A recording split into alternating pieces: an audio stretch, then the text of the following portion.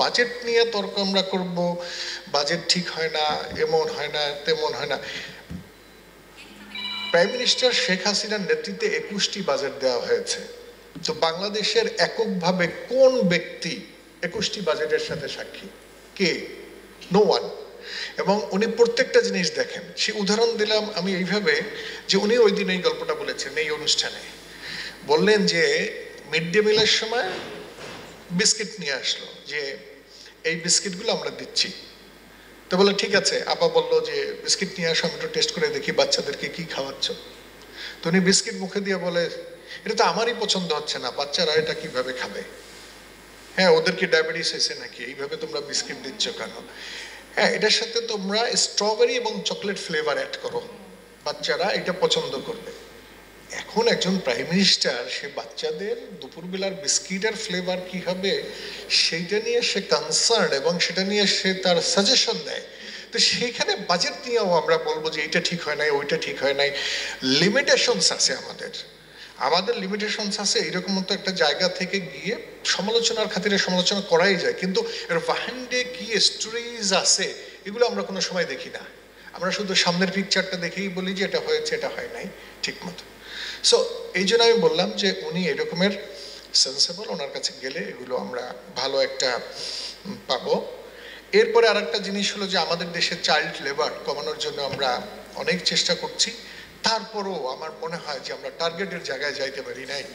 Child labour এইটা আমাদের industry বলেন বা অন্যান্য জায়গায় বলেন, অনেকে হয়তো লাগিয়ে দেন ফ্যাক্টরির সামনে যে আমরা এখানে শিশু শ্রম নাই, আমরা শিশুদেরকে এত বছরের নিচের এদেরকে চাকরি দেই না। অনেক কর্মকর্তার দপ্তরের সামনে লাগানো দেখবেন যে বলে যে আমি এবং আমার অফিস দুর্নীতি মুক্ত। Sometimes it is becoming a fashion যে আমি এটা লাগাই দিলাম, হ্যাঁ, অথচ দেখা গেল ওই জায়গায় দুর্নীতিটা সবচেয়ে বেশি হচ্ছে। হ্যাঁ, আবার ওই ফ্যাক্টরির ভিতরেই হয়তো চিলড্রেন বেশি আছে, চাইল্ড লেবার আছে।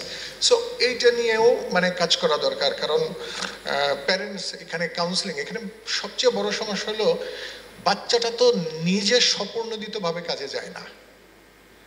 তো প্যারেন্টসদের সাথে কাউন্সিলিং করে এটা এই জিনিসটা কথা, যেমন প্রাইম মিনিস্টার একসময় বললো যে বাচ্চাদেরকে আমি উপবৃত্তি দেবো, কিন্তু এটা তো কোনো কাজ করে না। বাচ্চা এই টাকা দিয়ে কি করবে? যে না, প্যারেন্টসকে দাও, প্যারেন্টস যেন মোটিভেটেড হয়। তো এই জন্য পরে তাদেরকে দিতে চাইলো, ডিজিটাল ওয়েতে দিতে চাইলো, দেখা গেলো যে তাদের ফোন নাই। 20 লক্ষ মোবাইল ফোন কিনে দিয়েছেন প্রাইম মিনিস্টার, যে যেই মাদের ফোন নাই সেই মাদেরকে টাকা পাঠানোর জন্য ডিভাইস কিনে দাও। মানে এইভাবে করে উনি ইন্সপায়ার করতেছেন।